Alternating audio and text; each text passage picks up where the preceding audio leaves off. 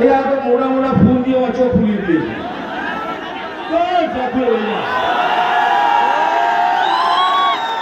কান্দিতে বিজেপির সভায় উপস্থিত অভিনেতা মিঠুন চক্রবর্তী। জানা যায়, সামনে লোকসভা নির্বাচন, আর এই লোকসভা নির্বাচনের আগে কান্দিতে বিজেপির পক্ষ থেকে অনুষ্ঠিত হয় জনসভা। এই জনসভায় প্রধান বক্তা হিসেবে উপস্থিত ছিলেন বিখ্যাত অভিনেতা মিঠুন চক্রবর্তী। এই সভার মঞ্চ থেকে তৃণমূল কংগ্রেসের বিভিন্নভাবে কটাক্ষ করেন অভিনেতা মিঠুন চক্রবর্তী। এছাড়াও তার বিভিন্ন সিনেমার ডায়লগ দিয়ে সাধারণ মানুষের মন জয় করেন তিনি। তাকে এক নজর দেখার জন্য উপস্থিত ছিলেন হাজার হাজার বিজেপি কর্মী থেকে শুরু করে সাধারণ মানুষজন। এই কর্মসূচিতে বিখ্যাত অভিনেতা মিঠুন চক্রবর্তীর পাশাপাশি উপস্থিত ছিলেন বহরমপুর সাংগঠনিক বিজেপি প্রার্থী ডক্টর নির্মল সাহা, এছাড়াও বিজেপির বিশিষ্ট ব্যক্তিবর্গ এবং হাজার হাজার কর্মী সমর্থকরা।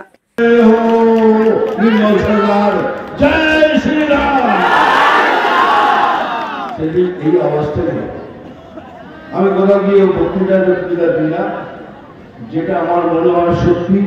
যা এই সরকার করেছে, যা করছে সব শুনেছে, এরা সবাই বলেছে। আমি বলছি, ভোট দেওয়ার আগে তোমরা 5 মিনিট ভেবে তারপরে ভোট করো।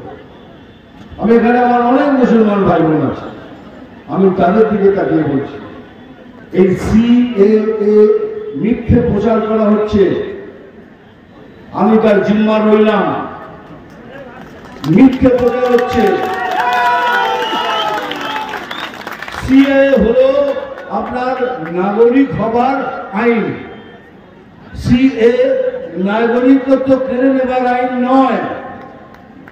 আর সিএএ খালি মুসলমান ভাই বোনদের জন্য নয়, সেটা হিন্দুর জন্য, খ্রিস্টানের জন্য, শিখ ভাই সবার জন্য।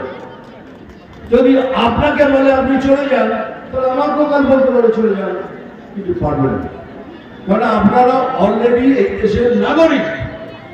নাগরিককে কে আবার তারা? সেই জন্য বলছি, আমার কথা শুনুন। আমি আপনাদের ভালোবাসি। বিজেপি এগেন্স্ট মুসলিম নয়, মুসলিমের বিরুদ্ধে নয়, আমি তার প্রধান সাক্ষী। আর যদি আমার কথা মিথ্যে হয়, আমার কথা যদি মিথ্যে হয়, সিএ সাইন করলে পরে তাকে তাড়িয়ে দেবে, এই মাঠে আসবো, আপনারা সবাই থুতু ফেলবেন, আর আমি সেই থুতুটা চাট দেবো। এই এত বড় কথা বলছি আপনাদের সাথে, সমস্ত মিথ্যে কথা। এই ভোট শেষ হবে, সব ভুলে যাবে, আর বিপদে পড়বেন আপনারা। না এদিকে না এদিকে, না এ খুলে না ও খুলে, কোথাও কিচ্ছু পাবে না। তাই বলছি, সব ভুলে গিয়ে বিজেপি জয়েন করুন, বিজেপিকে ভোট করুন, ডক্টর সাহেবকে জিতিয়ে আনুন। আমরা প্রমিস করছি একটা সুন্দর বাংলা প্রদান করব, এটাই মোদী গ্যারান্টি। আর যেসব জিনিস পাচ্ছেন, 1000 টাকা পাচ্ছেন, কন্যাশ্রী, সবুজশ্রী, হলুদশ্রী, আমশ্রী, কলাশ্রী, যারা পাচ্ছেন সব নিয়ে নিন, কিচ্ছু ছাড়বেন না, সব নিয়ে নিন। কিন্তু এগুলো সব আপনাদের, এখানে ঘুরিয়ে নাক দেখানো হচ্ছে। আপনাদের জিনিসই আপনাদের দেওয়া হচ্ছে, ওটা না না এখানে নাক না, এইদিকে নাক, এই দেখো, সব নিয়ে নিন। সব নেবার পর বিজেপিকে ভোট করুন। দেখুন কাকে বলে সুন্দর বাংলা, একবার সুযোগ দিয়ে দেখুন, এটাই বলব। বাকি আবার আমি তো, আপনারা সবাই জানেন, আমি দিনে 2-3 ডেট করে এরকম ফাংশন মানে সভা করে বেড়াই। এরপর আবার যাবো দুর্গাপুর, আপনাদের ভালোবাসা অনেক। তবে দয়া করে এবার চ্যাংডালা করে গাড়িতে বসাবেন না, আমি পায়ে হেঁটে হেঁটে যাবো। আমি চশমা খুলবো না, এই এত মোটা মোটা ফুল দিয়ে আমার চোখ ফুলিয়ে দিয়েছে।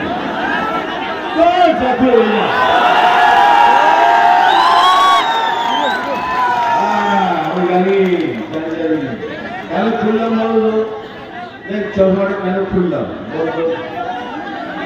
ওই যখন আমি ওখান দিয়ে উঠছি না, ওখানে একটা ছোট্ট মেয়ে দাঁড়িয়ে ছিল, বলো মাগুলো তোমার চোখ দুটো কি সুন্দর, বুঝলো কি? এমনিতে তোরা যাই বলিস, যাই বলিস তোরা দিদি, শেষ করতে যাচ্ছি, একটা শেষ করে আটটা বলবো, তোরা যাই বলিস, এখনো কিন্তু দারুণ দেখতে চাই।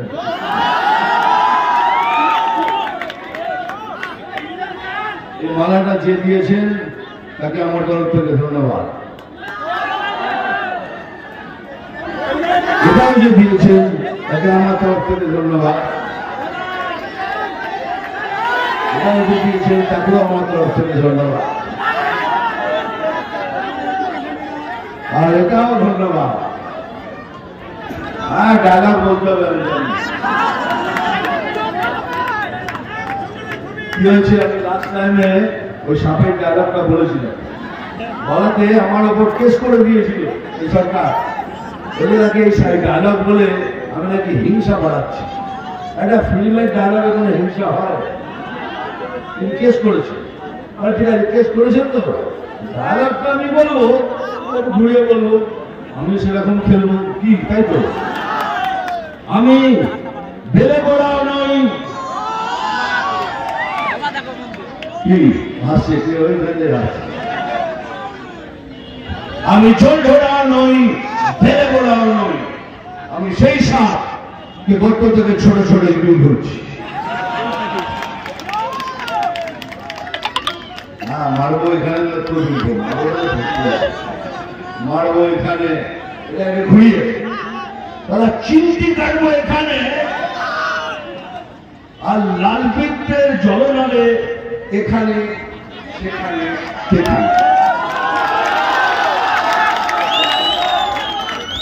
নাম সুভাষ, কতবার বলেছি, নাম তুফান, বছরে একবার আসি, কিন্তু এবার প্রত্যেকবার আসি।